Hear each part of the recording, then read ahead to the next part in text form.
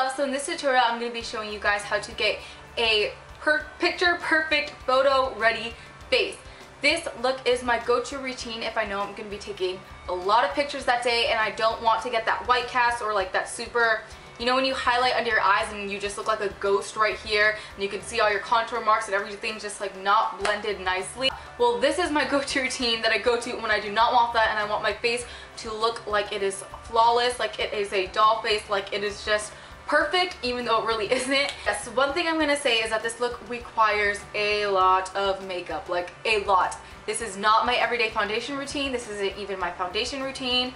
I usually just wear BB creams or tinted moisturizers on a daily basis. This isn't even my go-to look for special events. This is just my look that I use probably once or twice a year when I know I'm going to be taking a lot of pictures and I really want my face to look flawless. So once again, I would not recommend wearing this look on a daily basis, but you know, just on those few occasions like weddings, proms, homecoming, stuff like that where you are going to be taking a lot of pictures and you want your face and everything to be very memorable and very perfect. The thing I really like about this look is that it does require a lot of makeup, but people looking at you aren't going to be able to tell that your face is caked on because you're doing it in small layers and you just keep buffing everything out so that nothing looks like piled on and cakey. It just gives you a nice porcelain finish. So keep watching if you guys want to learn how I got this super picture perfect flawless face. Yeah. Okay, so the first step when you want a perfect flawless face, you definitely need to moisturize. I like using the Clean and Clear Dual Action Moisturizer. Okay, so the next step when you want to achieve a flawless face, you definitely need to prime. I like using the Maybelline Instant Age Rewind Primer. You need to prep your skin before applying your foundation so that everything goes on very nice and smoothly. Also, always remember to have a clean face.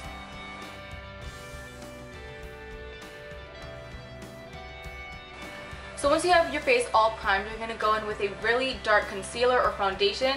This is the L'Oreal True Match Concealer in Medium Deep. So you're going to take any dark foundation or a really dark concealer and you're going to put this in the places where you normally contour. So lining up from my ear down, I'm going to be drawing a line because this is usually where I contour. I'm going to do the same thing on this side. I'm bringing this along my jawline, down the sides of my nose, and then on the sides of my forehead.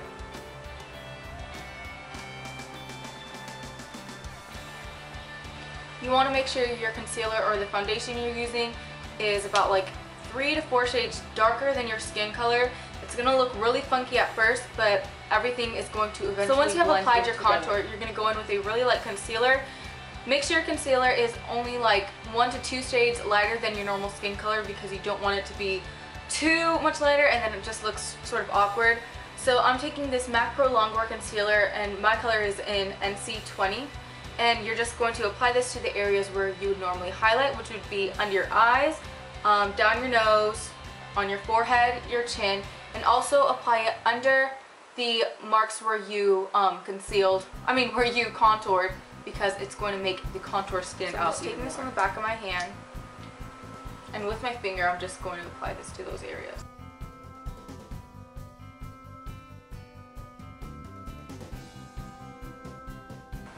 And now you're going to be looking a little bit crazy. So once you have applied your concealer and everything, you're going to go in with your foundation. I like using the Revlon Photo Ready Foundation. I believe my color is Golden Beige, and I have been loving this foundation for pictures.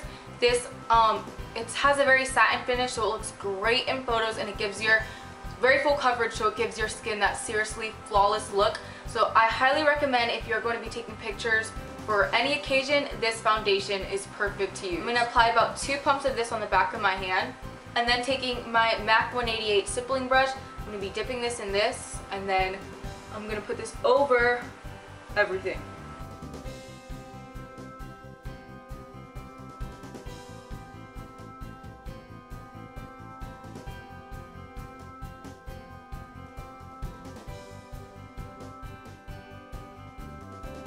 And then once I've applied everything with my stippling brush, I go over with my beauty blender to just really press all of the foundation in. And the beauty blender has no product on it, it's just a clean, damp beauty blender. By applying the contour and highlight under your foundation, it's going to allow it to all blend together seamlessly so that when you go to take pictures, it's not super sharp and harsh. So that's why I like doing that, because it gives you that shadow of a highlight and then that shadow of a contour. That this step is completely optional. You can just skip it since you already applied your concealer under your eyes, or you can pack on more makeup, because usually when you do a foundation look like this, it's for a super special occasion. So your skin is not going to breathe for a couple hours, but it'll be worth it for the picture. I usually go in with the MAC Prep and Prime. This is in Light Boost, and this is just really nice for pictures. And I would just apply this like in this corner right here, and just go over the areas where I applied the concealer, but very lightly and very. And you can go in with a beauty blender or a stippling brush. I'm going to be using a beauty blender so that it blends very nicely.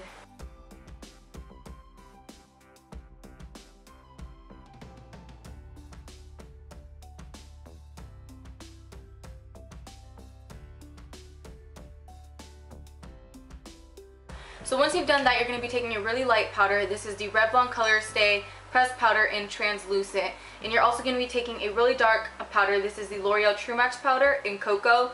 You're using this to contour or go over the areas where you contoured, and this to go over the areas where you highlighted. Just going to go in with a really big powder brush and just get as much powder on there as possible.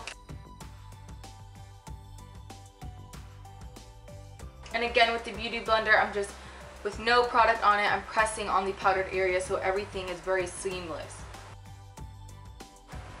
So next, going in with my MAC 109, this is a contour brush. I'm taking that really dark powder. I'm swirling my brush in that, tapping off any excess product. Very lightly, I'm just going to go from the top of my ear down to my mouth is where you contour, but I'm going to let it fade from about here down, but I'm going to really concentrate the darkness up here. So I have a very defined contour. But again, you want to buff it out because you don't want any harsh lines, because you don't want those harsh lines to appear in pictures. Just doing light circular motions.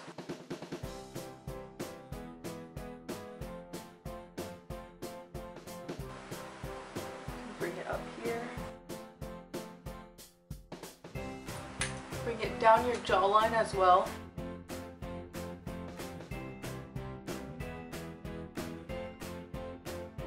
You're just going to go in with a clean stippling brush and make sure everything is nice and blended.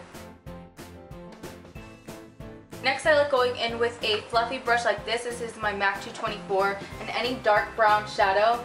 And I'm going to take this and you're going to concentrate it in areas where you want the contour to be more intense.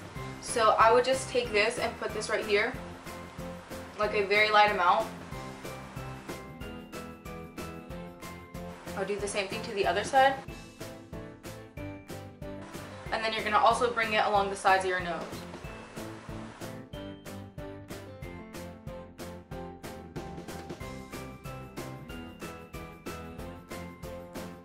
And again, taking any stippling brush, you're just going to make sure everything's blended.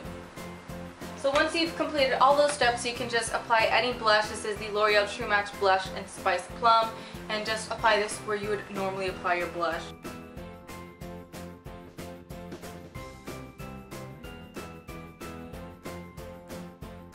And my favorite part of doing a photo face for pictures and stuff like that is using a highlight. This is the MAC Highlight in Soft and Gentle. You're going to take this and any small powder brush or even just your fingers, and you're going to lightly apply this to your cheekbones, maybe down your nose and above your lip.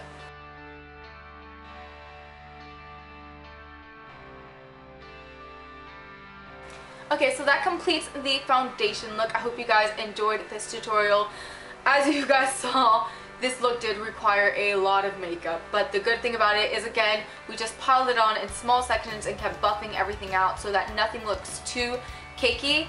I hope you guys learned a few different tips and tricks in this tutorial, and I will see you guys soon in my next video. Bye! Thank you for watching.